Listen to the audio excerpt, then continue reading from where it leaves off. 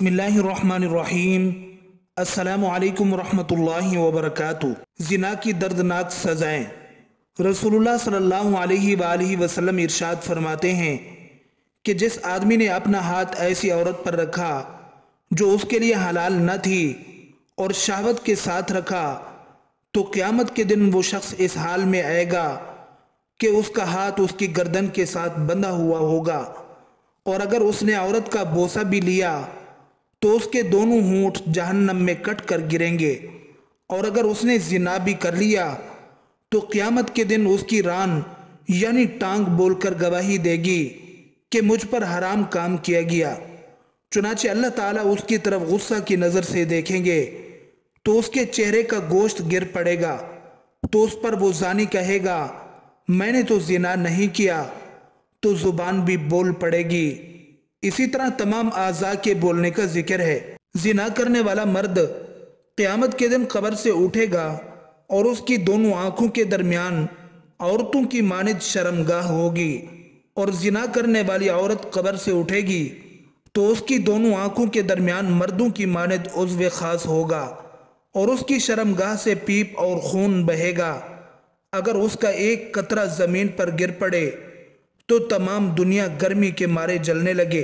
अगर जानियों को इस अमल यानी जिना के गुनाह का एहसास होता कि उनके वक्ती लज्जत से किस कदर बड़े शर और फसाद के दरवाजे खुलते हैं, तो उन्हें इस शर्मनाक जुर्म के इर्तिकाब की निस्बत अपने वजूद को फना कर देना आसान दिखाई देता। रसूलुल्लाह सल्लल्लाहु अलैहि वसल्लम ने इरशाद फरमाया कि बंदा जब जिना करता है तो उस वक़्त ईमान उसके अंदर से निकल जाता है, यानी वो बेईमानी की हालत में हो जाता है, और जिस्म से ईमान निकलकर साया बनकर उसके सर पर खड़ा हो जाता है। और जब जानी फैले जिना से फारिग हो जाता है तो ईमान वापस उसके अंदर पलट आता है। इस हदीस को पढ़ने के बाद एक मुसलमान गौर से सोचे कि जिना कितना शदीद तरीन और मबगूज़ तरीन फेल है कि जिसकी अदायगी के वक़्त इंसान ईमान से खाली हो जाता है। ऐ मुसलमान, अल्लाह के लिए थोड़ा सा गौर कर। अगर तू इस गुनाह में मुब्तला हुआ और उसी वक़्त तुझे मौत आ गई तो तेरा अंजाम क्या होगा? ऐ मुसलमान, क्या तू दुनिया से इस हालत में रुखसत होना पसंद करता है कि तू ईमान से महरूमी की हालत में कब्र में उतर जाए? क्या दुनिया की आर्जी ज़िंदगी आखिरत के मुकाबले में कुछ हैसियत रखती है? मुसलमानों, थोड़ा सा सोचो कि इस्लाम के मानने वालों के लिए सबसे कीमती बात भी यही है कि उन्हें मरने के बाद हमेशा की पुरसुकून ज़िंदगी की खुशखबरियाँ सुनाई गई हैं। अब इस आर्जी और मुख्तसर सी ज़िंदगी में भी इंसान ऐसे फेल करे जो उसे ईमान से महरूम कर दें, तो उसे क्या फ़ायदा? ये महरूमी तो काफिरों के हिस्से में आई है कि वो बेईमानी की हालत में दुनिया से रुखसत होकर हमेशा हमेशा के लिए जहन्नम का ईंधन बन जाएंगे। लेकिन अफसोस, काश के मुसलमान अपने प्यारे नबी करीम सल्लल्लाहु अलैहि वसल्लम की खूबसूरत तालीमात पर अमल करें तो इस दुनिया से कामरान होकर आखिरत की ज़िंदगी में कदम रखें।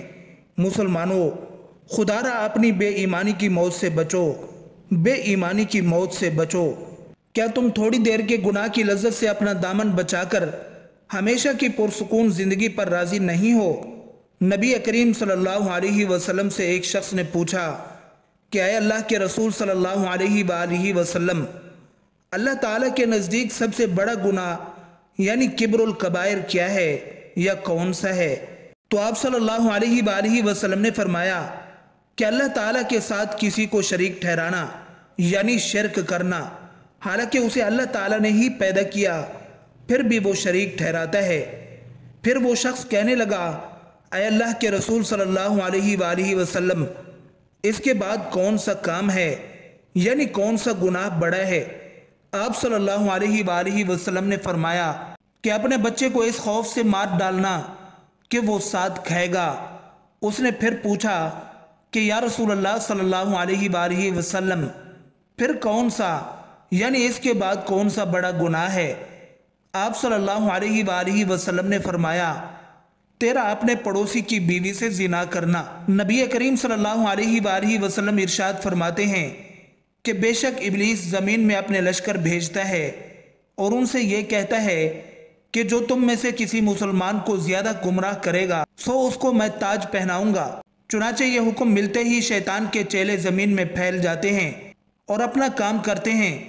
پھر شام کو جب واپس آتے ہیں تو ایک شیطان آ کر اپنی کارروائی سناتے ہوئے کہتا ہے کہ میں فلاں کے ساتھ مسلسل لگا رہا ہوں، یہاں تک کہ اس نے اپنی بیوی کو طلاق دے دی۔ تو اس کی یہ بات سن کر ابلیس کہتا ہے یہ تو کوئی کمال نہیں، وہ پھر کسی اور سے شادی کر لے گی۔ پھر دوسرا شیطان آتا ہے، وہ کہتا ہے میں فلاں کے ساتھ مسلسل لگا رہا ہوں، یہاں تک کہ اس کے اور اس کے بھائی کے درمیان دشمنی ڈال دی۔ تو ابلیس اس کی بات سن کر کہتا ہے یہ تو نے کچھ نہ کیا، وہ تو عن قریب صلح کر لیں گے۔ پھر ایک اور شیطان آ کر کارروائی سناتا ہے اور کہتا ہے کہ میں مسلسل فلاں سے زنا کا فعل سرزد کروانے کی کوشش کرتا رہا، یہاں تک کہ انہوں نے زنا کر لیا۔ تو ابلیس اس کی بات سن کر کہتا ہے کہ یہ تو نے اچھا کیا، تو اس کو قریب کر کے تاج پہناتا ہے۔ نعوذ باللہ۔ حضرت ابن عباس رضی اللہ عنہ سے روایت ہے کہ رسول کریم صلی اللہ علیہ وآلہ وسلم نے فرمایا کہ جس بستی میں زنا اور سود پھیل جائے گویا اس بستی کے لوگوں نے اپنے لیے عذاب الہی کو دعوت دے دی۔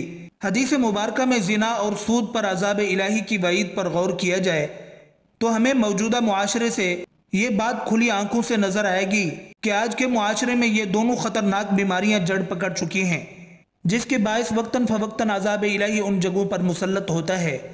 آپ اکثر پڑھتے ہوں گے کہ آج فلاں جگہ شدید آندھی کے باعث سینکڑوں افراد موت کا نوالہ بن گئے، اور بعض جگہ سیلاب اور زلزلے کی شدت انسانیت پر موت کی شکل میں مسلط ہو رہی ہے۔